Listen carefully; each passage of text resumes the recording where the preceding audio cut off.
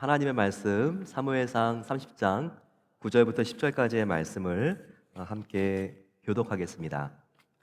사무엘상 30장 9절부터 10절까지의 말씀을 한 절씩 교독하겠습니다.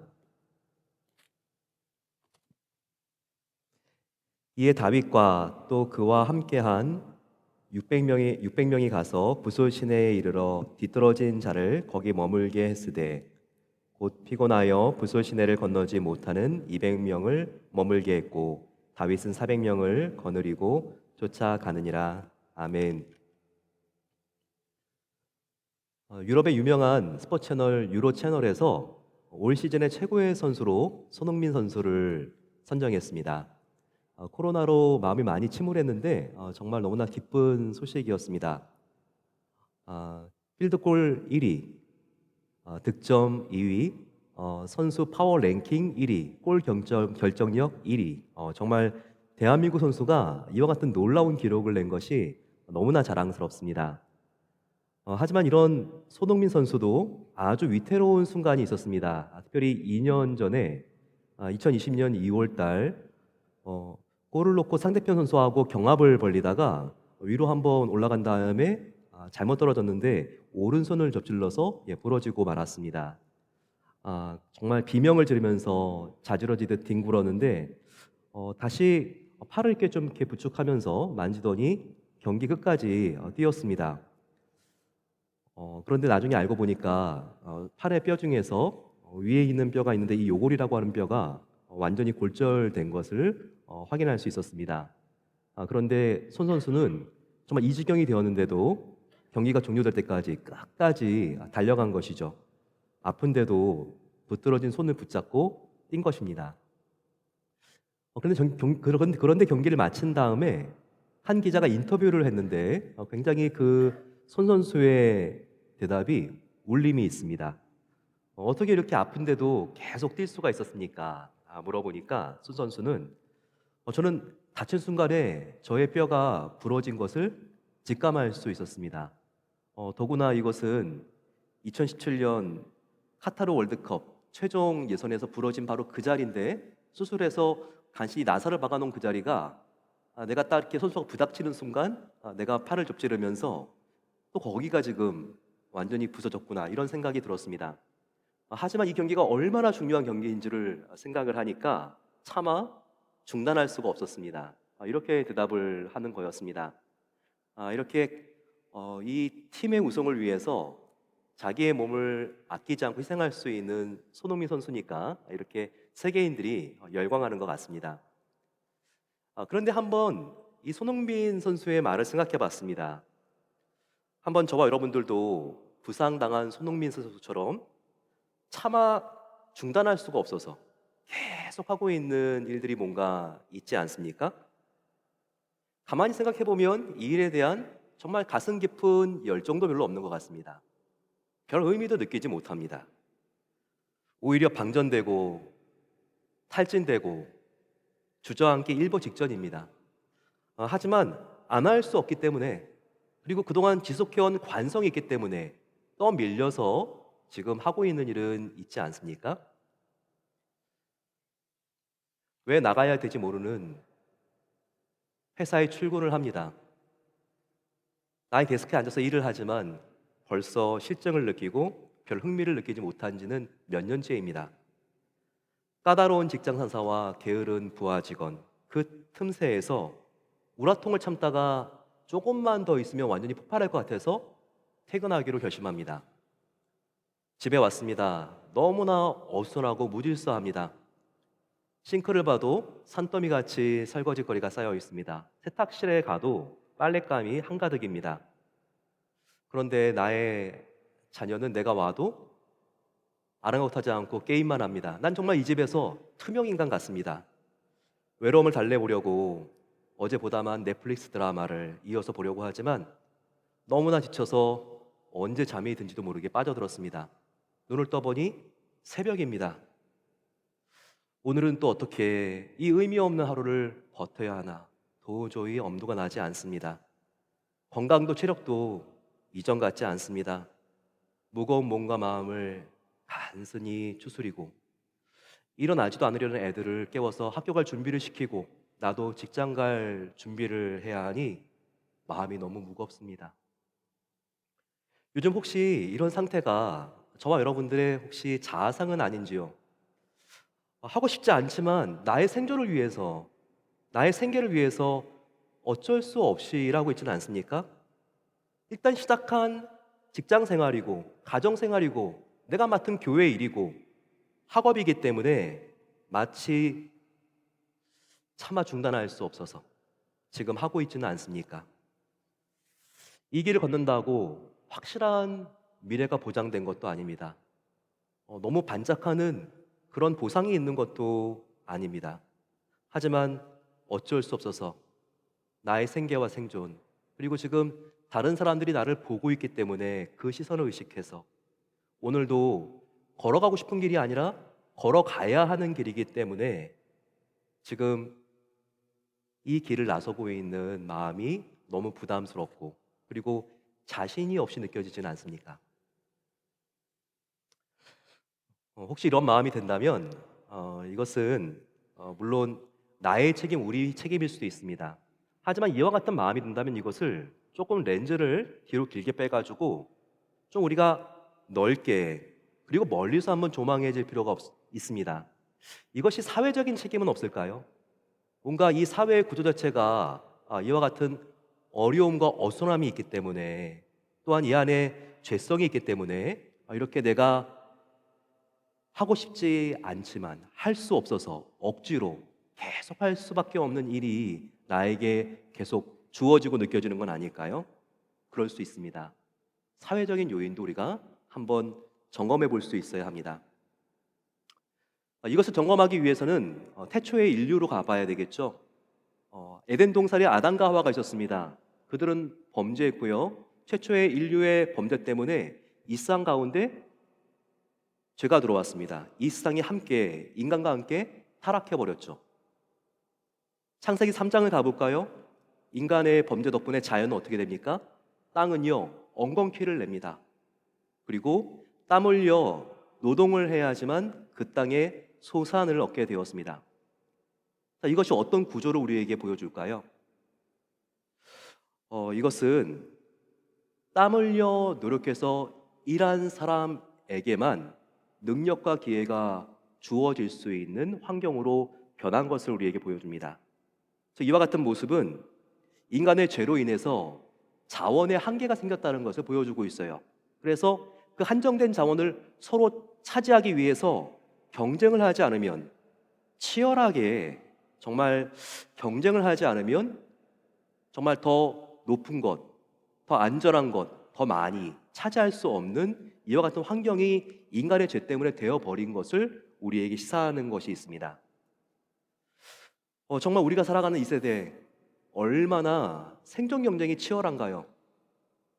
국가 간에도 이와 같은 경쟁이 너무나 심각하지 않습니까? 지금 우크라이나와 러시아하고 싸우는 것도 다 이런 국가 간의 이익 다툼 아닐까요? 어디 그뿐입니까? 식량 전쟁, 유가 전쟁, 반도체 전쟁, 신제품을 누가 선점하느냐에 따라서 정말 수많은 사람들의 가정이 울고 웃는 일이 벌어집니다. 이번에는 아이폰이 먼저 선점하느냐 아니면 삼성폰이 먼저 선점하느냐에 따라서 제3세계에 있는 정말 수천 명이 넘는 근로자들이 한꺼번에 레이오프 되는 일이 발생하지 않습니까? 부동산 대비 좋은 집이 하나 뜨기만 하면요 바이어들이 잠도 자지 않고 경쟁이 붙습니다. 학생들 사이에 입시 경쟁은 얼마나 치열합니까? 이처럼 모든 것이 전쟁처럼 느껴지는 현실, 과연 그 원인은 무엇일까요? 과연 어떤 이유 때문에 이 사회가 이렇게 치열하는 전쟁판 같습니까? 바로 그것은 이 사회는 인간의 죄성 때문에 이기심이라고 하는 인간 본능이 작동을 하고 있기 때문입니다. 내가 더 많이 가져야 되고 먼저 가져야 되고 높이 올라가야지 내가 더 존중받을 수 있을 것 같고 내가 더 안전할 것 같고 내가 남들보다 더 편리할 것 같습니다. 그러니 이런 전쟁터 같이 경쟁이 치열한 사회 속에서는요 반드시 양산되는 존재가 있는데 바로 낙오자들입니다. 낙오자들, 정말 그 레이스를 따라가지 못하는 것과 같이 느껴지는 실패자들, 계속해서 이 사회 속에서 우리도 모르는 새에 양산되고 있는 것입니다. 최근에 정말 이 한류 중에서 크게 뜬 드라마가 뭡니까? 오징어 게임이죠. 이 오징어 게임이 이와 같은 현실을 그대로 반영하고 있기 때문에 일상 사람들의 그 간지러운 부분들을 긁어준 겁니다. 한 사람만 살아남죠. 그러기 위해서 455명은 들러리입니다. 그 한 사람을 위해서 그냥 걸어주는 것 같습니다.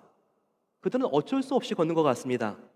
차마 안 할 수 없어서 그들은 그 길을 걷는 것 같습니다. 바로 이런 낙오자들이 생겨질 수밖에 없는 그런 구조가 죄로 오염된 이 사회라는 거예요. 이런 사회 모습은 인간의 최초 인류의 죄의 결과이기 때문에 이와 같은 사회 모습은 과거나 현재나 앞으로 미래 어느 사회에도 우리는 찾아볼 수 있습니다. 그와 같은 모습이 지금으로부터 이미 3000년 전인데 오늘 본문 안에서 발견되고 있어요. 이 다윗의 시대에서 일어난 이와 같은 쟁탈전, 경쟁사의 모습이 그대로 담겨져 있는 것이 사무엘상 30장입니다. 우리 이 본문을 통해서 어떻게 이와 같은 사건이 벌어졌고, 그리고 다윗이 이 문제를 다루며 이와 같은 분열을 그가 봉합시켰는지를 보면서 어떻게 일상을 살아가는 크리스찬들에게 하나님께서 원하시는 피스메이커의 모습이 무엇인가, 우리가 함께 그것을 발견하게 됩니다. 한번 보시면요, 이에 다윗과 또 그와 함께한 600명이 가서 부솔 시내에 이르러 뒤떨어진 자를 거기 머물게 했으며 곧 피곤하여 부솔 시내를 건너지 못하는 200명을 머물게 했고 다윗은 400명을 거느리고 쫓아가니라 라고 나와 있습니다. 뭔가 낯선 지명도 많고 사람 이름도 어색하고 잘 이해가 안 되시죠? 하지만 이 2절에는 굉장히 중요한 사건과 그리고 이 사건을 해결하면서 하나님께서 우리 크리스찬들에게 기대하고 있는 바가 여기에 암호 코드처럼 숨겨져 있습니다. 이 사건의 배경은 이렇습니다. 당시 다윗은 아직 진정한 왕이 되지 않았습니다. 다윗이 처음에 어떻게 출발하나요? 다윗은 굉장히 작은 동네 베들레헴의 목자였습니다. 그의 아버지가 2장 정도 되는 이새였죠. 그 밑에서 막내 아들로서 양을 치는 사람이었습니다. 8번째 정도 되는 아들이었던 것 같습니다. 근데 한순간에 유명해지죠. 물맷돌 하나 가지고 골리앗을 쓸어 넘어뜨리니까 그 적장의 대장, 블레셋의 대장 골리앗을 쓸어 넘어뜨리니까 정말 이제는 이스라엘 사이에 다윗 모르면 간첩인 거예요. 민족의 영웅이 되어버렸습니다. 처음에 사울은요, 다윗이 자기 민족을 구원해줬으니까 처음에는 좀 좋아했겠죠. 하지만 시간이 갈수록 마음에 겁이 납니다.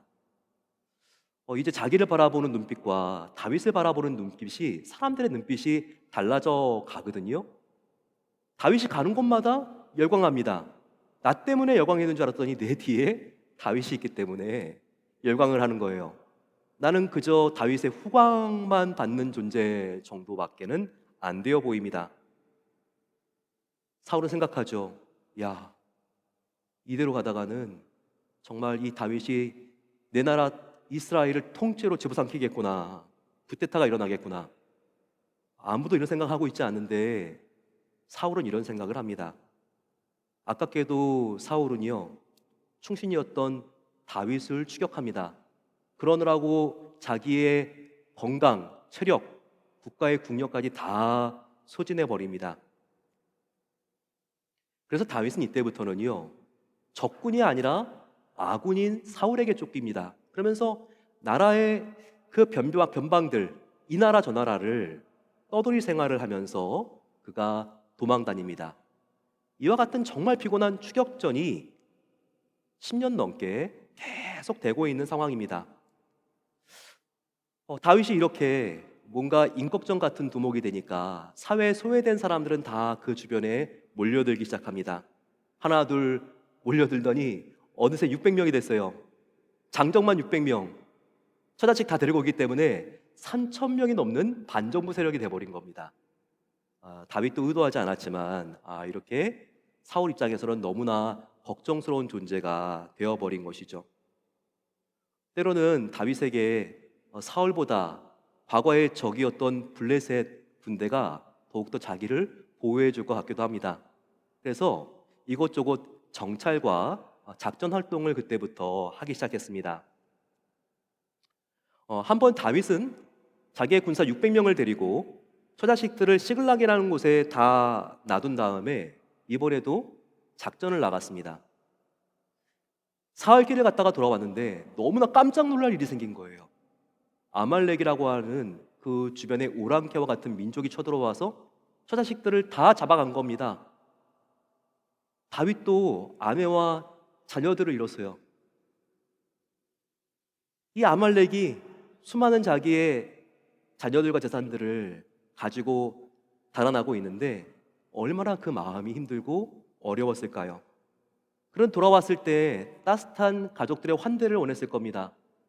하지만 주둔지에 들어오는 순간 연기는 자욱하고 집집마다 다 불타고 없고, 그리고 내가 만나야 될 사랑하는 자녀들과 아내는 사라져버린 거예요. 그때 슬픔이 얼마나 컸던지 사무엘상 30장 4절은 이렇게 우리에게 보여주고 있죠. 다윗과 그와 함께한 백성이 울 기력이 없도록 소리 높여 울었더라 라고 되어 있습니다. 이렇게 분노가 치밀어 올랐을 때는요, 불똥이 엉뚱한 데 치죠. 책임은 지금 가족들을 잡아간 아말렉에게 있습니다. 하지만 이 부하들은요, 그 책임을 다윗에게 돌립니다. 다 그들은 돌을 집어서 이 다윗을 쳐 죽이기 위하여 눈물을 흘리며 그들은 주먹에 손을 부여 집어 돌을 잡고 그들은 던질 기세를 합니다. 그런데 용장, 위대한 리더의 리더십은 이럴 때 나오죠. 그는 이 위기를 기회로 완전히 반전시켜 버렸습니다. 그는 제사장 아비아다를 데리고 오게 해서 하나님께 간절히 기도하고 하나님의 음성을 듣습니다. 그리고 나서는 링컨이 게티스버그에서 한 연설과 같은 명연설을 쏟아놓죠. 여러분, 이러지 말고 우리 아말렉을 추격합시다. 하나님께서 분명히 나에게 말씀하셨습니다. 우리 하나님께서 쫓아가라. 그러면 반드시 따라잡으리라. 너희 가족들을 도로 찾으리라. 하나님께서 이렇게 나에게 말씀해 주셨습니다. 그러자 그 연설에 감동이 되어서 600명이 되었던 그 부하들이 다윗을 죽이려고 들었던 돌을 다 내려놓습니다. 그러면서 다시 한번 의기투합하고 힘을 내어서 이 아말렉이 가족들을 잡아가고 있는 바로 그 부대를 향하여 그들이 맹추격하기 시작합니다. 그런데 이 아말렉 병사들을 추격하고 따라잡는 건 너무나 힘들었어요. 왜냐하면 이들은요, 이미 정찰을 하기 위해서 100km가 되는 북쪽의 아벡을 갔다가 돌아온 거였습니다. 그러니까 지금 200km를 그들이 행군한 거예요. 근데 왔더니 지금 가족들은 완전히 다 사라지고 없죠. 지금 다윗과 함께 이 600명은 30km를 전력 질주를 하면서 암말렉을 따라잡기 위해서 그들이 돌진한 겁니다.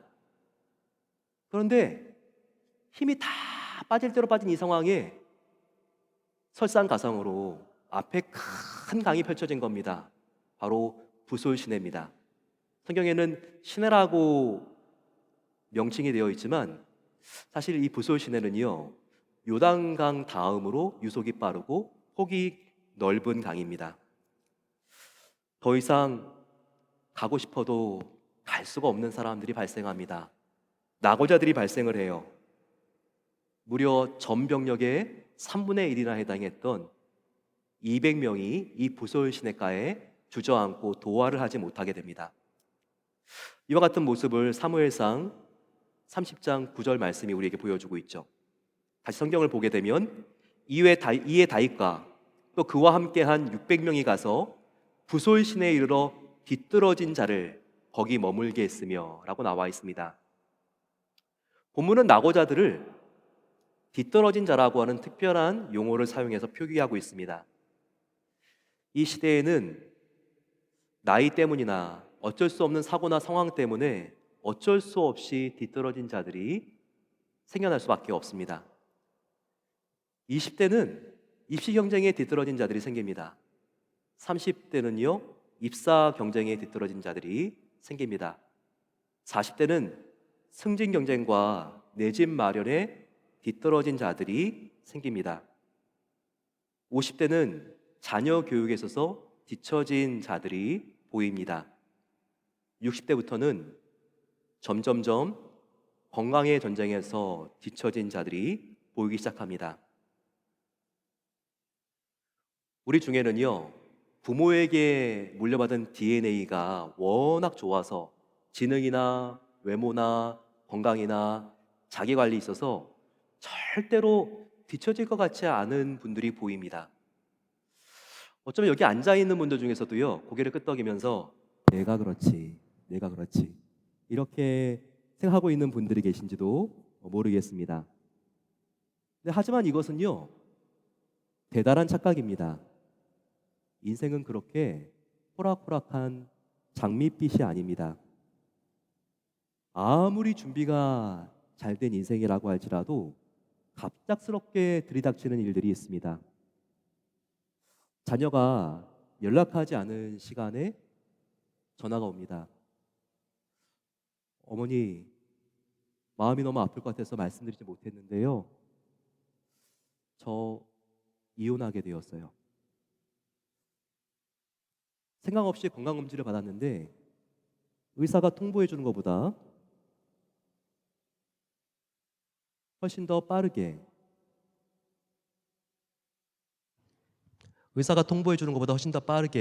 연락이 왔습니다. 선생님, 이런 말씀 드려야 될지 모르겠는데요. 췌장암 말기입니다. 나는 안전거리와 주행 속도를 정확히 지키면서 고속도로를 주행하고 있습니다. 그런데 갑작스럽게 만취한 상태에서 중앙선을 넘어서 돌진하는 차와 정면 충돌합니다. 이런 인생의 시련은요, 내가 아무리 잘 예방하려고 해도 막기가 어려운 상황입니다. 이런 희생을 당한 사람, 정말 1시간 전에 어떻게 이런 일이 일어날지를 알았겠습니까? 우리들은 누구나 예보 없이 갑자기 들이닥치는 터네이도처럼 예상하지 못했던 일들로 뒤처지는 일이 발생할 수 있습니다. 그리고 무엇보다 우리 인간은요, 죽음이라고 하는 도전 앞에서 모두가 낙오자와 실패자입니다. 내가 지금 제일 앞에 달린다고 이제는 남은 사람이 나밖에는 없다고 자부해도 모두 착각입니다. 나는 죽음 앞에서 무릎 꿇을 수밖에 없는 실패자들인 것이죠. 우리 인간은요, 낙오된 200명 바깥에 있는 사람이 아무도 없습니다. 우리 모두는 한 명도 빠짐없이 낙오되고 뒤처진 사람들입니다. 특별히 9절에서 피곤하여 부설 시내를 건너지 못한 자라고 하는 표현이 있죠. 피곤하다는 말은 영어로 exhausted라고 되어 있습니다. 이는 힘이 다 빠진 번아웃이 된 상태를 말합니다. 완전히 탈진한 나머지 부설 시내를 건너고 싶지만 건널 수가 없는 안타까운 자들입니다. 앞에 헤엄을 치고 건너고 있는 사람들, 그 사람처럼 건너서 나도 가족들을 구하고 싶었겠죠. 하지만 가슴쯤 들어가니까 너무나 물살이 빨라서 더 이상 앞으로 나갈 수가 없습니다. 물에 휩쓸려 간 사람도 있었을 거예요. 간신히 지푸라기 하나라도 끌어잡고 물가로 나왔을 것입니다. 그들도 해볼 만큼 해왔을 거예요. 이들은 포기하고 싶어서 낙오자가 된 것이 아닙니다. 포기하고 싶어서 포기한 것이 아니라 어쩔 수 없이 포기한 자들이에요. 실패하고 싶어서 실패한 자들이 아니라 어쩔 수 없이 실패한 자들이란 말입니다. 50세가 넘으신 분들, 그 이하가 되시는 분들도 한두 번 실패는 경험해 보신 적이 있을 것 같습니다. 우리 중에는 입시 실패를 경험한 분들이 있습니다. 가슴 아프지만 승진해서 실패한 분들도 있을 겁니다. 평생 몸담고 싶은 직장이었지만 그 꿈의 직장에서 레이오프를 당한 분들도 있을 것 같습니다. 한때 꿈보다 더 잘 되는 비즈니스였습니다. 하지만 한순간에 정말 낭떠러지와 같은 어려움이 있더니 문을 닫고 부도 처리된 경험을 해본 분도 계실 것입니다. 자녀 교육을 위해서 미국에 왔습니다. 하지만 다른 사람의 자녀들처럼 잘 되어 보이지 않고 나만 자녀 교육에서 실패한 것 같습니다. 자녀 임신에 실패한 분도 계실 수 있습니다. 이혼으로 아파하는 분도 있을 수 있어요. 이혼하지 않고 살고 있지만 하루하루 배우자를 잘못 선택해서 사는 것이 너무나 곤욕스러운 분들도 계십니다. 건강에 실패한 분도 계십니다. 한순간 일어난 스트로크나 심장마비와 같은 질병으로 아쉽게도 건강하게 살 수 있는 수명이 급격하게 준 분들이 계십니다. 이렇게 본다면 실패자가 아닌 사람이 없습니다. 우리 모두는 실패자인 것입니다. 세상은 실패자들을 무시하죠. 이 세상은 실패자들을 조소하고 손가락질하고 경멸하는 것 같습니다. 하지만 그렇지 않은 분이 계시죠? 그분은 누구입니까? 바로 예수님입니다. 예수님은 우리를 영원히 품어주시고 받아들여 주시고 사랑해 주시고 위로해 주십니다. 그분은 누구는 이래서 안 되고 저 사람은 저래서 안 돼요. 차별과 조건이 없습니다. 그분은 오히려 내가 연약할수록 더욱더 나를 기히 여기시는 사랑의 하나님 아버지입니다.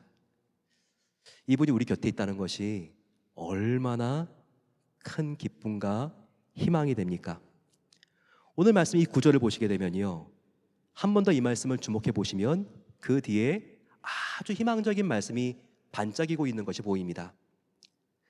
이에 다윗과 또 그와 함께한 600명이 가서 부솔 시내에 이르러 뒤떨어진 자를 거기 머물게 했으며, 바로 이 머물게 했다라고 하는 단어입니다.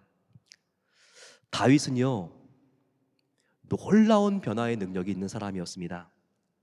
실패하고 낙오한 부하들의 소원, 그들의 소원은요, 아말렉이 잡아가고 있는 그 가족들을 되찾는 것이었습니다. 그런데 그 염원 소원을 결정적으로 방해하고 있는 장애물이 되었던, 앞에 넘실대고 있는 부솔 시내, 이 부솔 시내를 다윗은 완전히 다른 존재로 바꿔버립니다. 바로 이 부솔 시내를 상처 입은 영혼이 쉬고 회복될 수 있는 그와 같은 창조적인 장소로 변화시킵니다. 바로 그것이 이 머물게 하다라고 하는 단어입니다. 다윗은요, 이 부솔 시내를 건너지 못하는 그 200명을 조소하지 않았습니다. 조롱하지 않았습니다. 그 부솔 시내가에, 그들이 건너지 못해서 너무나 실망스러운 바로 이 부솔 시내가에 그들을 쉬게 했습니다. 그리고 앞에 나갔던 선발대와 함께 전쟁을 마치고 다시 부솔 시내로 돌아오죠. 그 기간이 무려 이틀이 넘었습니다. 이 이틀 동안 200명은 부솔 시내에서 무엇을 했을까요? 그곳에서 머물면서 그들은 이제까지 경험하지 못한 참된 안식을, 쉼을 이 부솔 시내에서 경험한 것입니다. 그들은 지난 며칠 동안 230km를 달려서, 아니 지난 몇 년 동안 다윗을 쫓아다니느라고 광야에서 쉬지 못했던 그 힘들고 어려운 시간들을 돌아볼 수 있는 회고와 성찰의 시간을 이 부솔 시내에서 가졌습니다. 또한 그동안 너무나 바빠서 하나님을 위한 군대라고 자부하면서도 하나님을 만나지 못한 그 교제의 시간을 회복하는 바로 그 타이밍을 그들이 이 부솔 시내에서 가진 것입니다. 여러분, 이 부솔 시내가 누군가를 굉장히 닮아 있지 않습니까? 누구를 닮아 있습니까? 눈치채셨죠? 바로 우리의 영혼의 샘물의 근원이 되시는 예수 그리스도를 닮아 있습니다. 이 부솔 시내가요. 시내는 어떤 존재입니까? 시내가는 시편 1편과 같이 우리를 쉬게 해주는 존재입니다.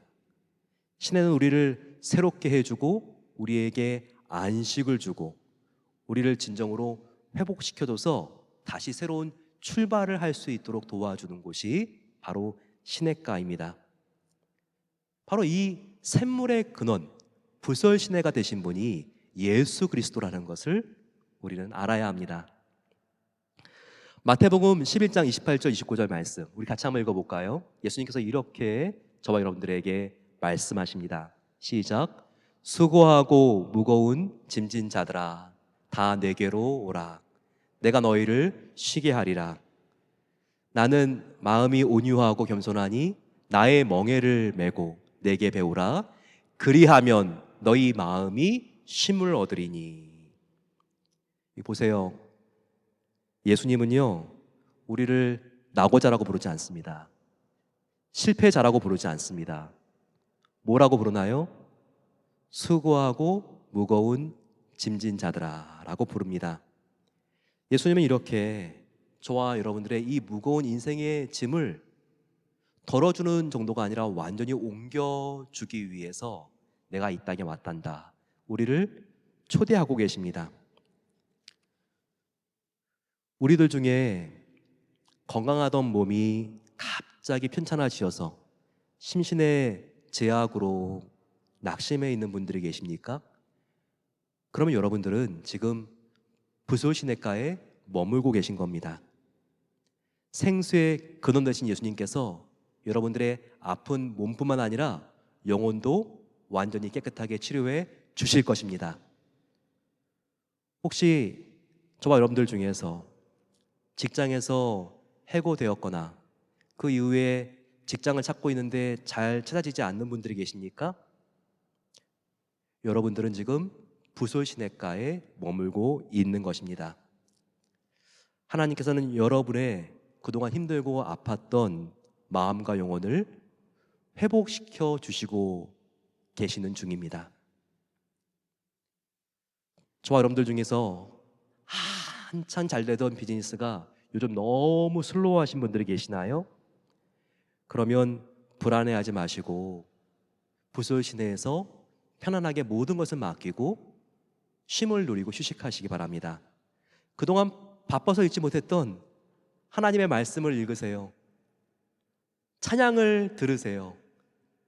더욱더 깊은 기도에 빠져드세요. 이렇게 하나님과 깊은 사귐의 시간을 가지면 하나님께서 저와 여러분들의 영혼을 건강하게 만들어주시고 비즈니스를 회복시켜 주십니다. 가장 선한 길로 인도해 주십니다.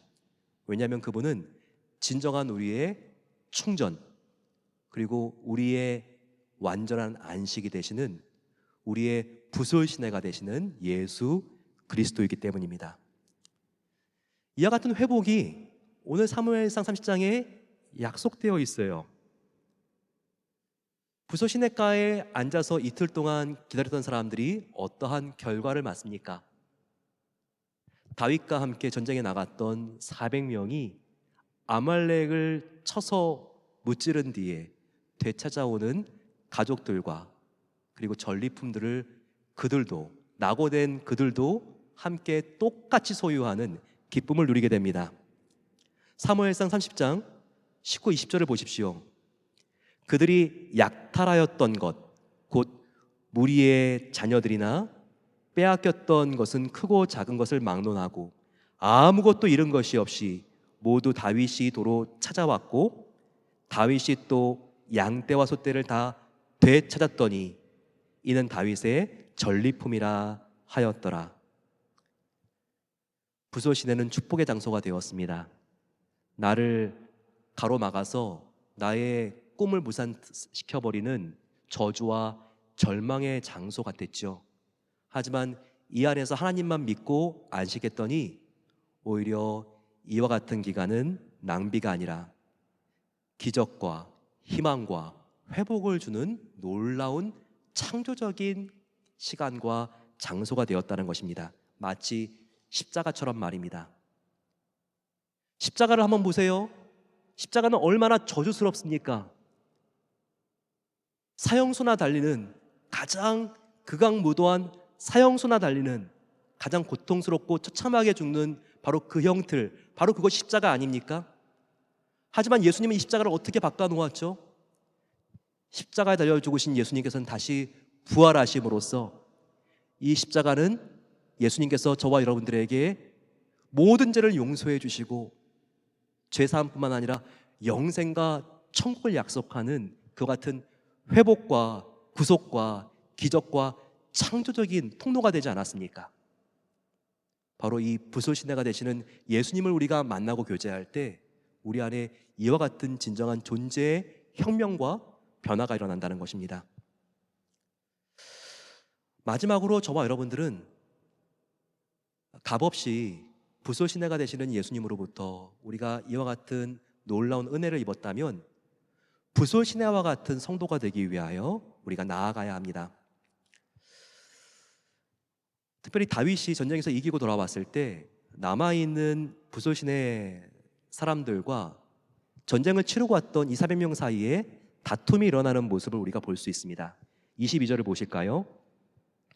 다윗과 함께 갔던 자들 가운데 악한 자와 불량배들이 다 이르되 그들이 우리와 함께 가지 아니하였은즉 우리가 도로 찾은 물건은 무엇이든지 그들에게 주지 말고 각자의 처만 데리고 떠나게 하라 하는지라. 처음에 400명의 생각은 다윗 생각과 달랐습니다. 저들 뭐가 한 것이 있습니까? 여기서 신 거밖에 더 한 게 있습니까? 저들은 우리가 목숨 걸고 구해준 처만 돌려주는 것도, 아내만 돌려주는 것도 과분합니다. 저들에게 무슨 전리품과 상급을 주겠습니까? 그들이 이렇게 말을 하죠. 거기에 대하여 다윗이 어떻게 말하죠? 다윗이요 너무나 멋진 리더십을 발휘합니다. 23절과 24절 말씀. 다윗이 이르되 나의 형제들아 여호와께서 우리를 보호하시고 우리를 치러 온 그 군대를 우리 손에 넘기셨은즉 그가 우리에게 주신 것을 너희가 이같이 못하리라. 전장에 내려갔던 자의 분깃이나 소유물 곁에 머물렀던 자의 분깃이 동일할지니 같이 분배할 것이니라. 목숨 걸고 전쟁을 치렀던 사람들이나 부솔시내가에서 따라올 수가 없어서 머무르면서 안식하고 있었던 사람들이나 전리품까지도 똑같이 나눠야 한다. 이것이 다윗의 주장이었습니다. 어떻게 다윗은 이와 같은 생각을 할 수가 있었을까요? 놀랍지 않습니까? 하지만 비밀이 있었습니다. 오늘 우리가 읽었던 바로 23, 24절 중에서 다윗은 항상 이런 마음으로 살았기 때문입니다. 그는 승리를 하면서도 그가 얻은 모든 것을 바로 하나님 그가 우리에게 주신 것이라고 하는 바로 이와 같은 확신을 갖고 있었기 때문이었습니다. 여러분, 저와 여러분들의 감사가 왜 식죠? 언제부터 저와 여러분들이 불만 불평을 하게 되고 우리 마음속에 염려와 두려움이 생깁니까? 그것은 우리가 초심을 잃어버렸을 때입니다. 하지만 다윗의 이 비범성은요 초심을 잃지 않았다는 데 있습니다. 내가 지금 아무리 많은 것을 가지고 있어도, 내가 왕이 되고 가장 높은 포지션에 올라가 있어도 이 모든 것은 바로 하나님 그가 우리에게, 그가 나에게 주신 것입니다 라고 하는 철저한 바로 이 은혜 의식이 있었기 때문이죠. 여러분, 저와 여러분들의 지금도 예배드리고 있는 건강, 부모님, 자녀, 여기까지 올 수 있었던 기회, 그리고 저와 여러분들이 하나님 자녀이기 때문에 가지고 있는 영생, 우리가 이 중에서 하나님이 주지 않은 것이 무엇이 있습니까? 다 하나님이 공급해 주신 거 아닙니까? 우리가 이 값비싼 것을 예수님의 십자가의 헌신으로, 단 하나밖에 없는 생명을 던진 십자가의 헌신으로 우리가 거저받았다면, 내가 거저받은 애라는 확실한 의식이 내 안에 흐르고 있다면, 우리는 주위 사람들에게 주님께서 나에게 주신 진정한 사랑과 소중한 시간과 나의 열심을 나누는 데 있어서 기쁨으로 동참할 수 있는 그와 같은 넉넉한 마음이 생기는 것입니다. 여러분, 오늘 저와 여러분들 이 다윗의 마음이 예수 그리스도라는 마음에 초점을 맞춰야 합니다. 예수님께서는요, 보솔 시냇가에 머물고 있는 사람들, 그리고 지금 뒤처져 있는 사람들, 그들을 앞서 나가면서 성공하고 있는 사람들과 차별하지 않습니다. 그들을 똑같이 여기시고 품어주시는 하나님이십니다. 이것이 성령의 정신이라는 걸 알아야 돼요. 예수님께서는 포도원에 어쩔 수 없는 사정 때문에 오후 5시에 온 사람이든, 그 포도원에서 아침 일찍부터 일하고 있는 사람이든, 예수님께서는 그들에게 똑같은 급료를 주는 그 주인을 바로 예수님의 아버지라고 말씀하지 않습니까? 어쩌면 이것은 좀 불공평해 보이기도 합니다. 하지만 여러분, 우리가 십자가 앞에서 어떤 공로가 있어서, 행위가 있어서 구원받은 사람이 있나요? 우리 모두는 예수님과 원수된 사람들이었지만 오직 그분의 은혜로 구원받은 사람들이었습니다. 오직 믿음으로 말이죠. 우리 모두는 어떠한 죄를 지었건 예수님 앞에서 똑같이 오직 믿음으로 하나님의 은혜로 구원을 받았지만, 그분께 우리가 응답하는 태도가 다른 것입니다. 똑같은 은혜를 받았지만 그 은혜를 깊이 생각하며 주님 만나는 그날까지 그 은혜를 갚아주는 사람이 있습니다. 하지만 똑같이 값없이 은혜를 받았지만 나의 인생 가운데 조금의 손해도 보고 싶지 않아서 인생 끝까지 구원받았지만 나의 뜻을 위하여 살아가는 그런 부끄러운 구원을 받고 예수님을 만나는 사람도 있는 것입니다.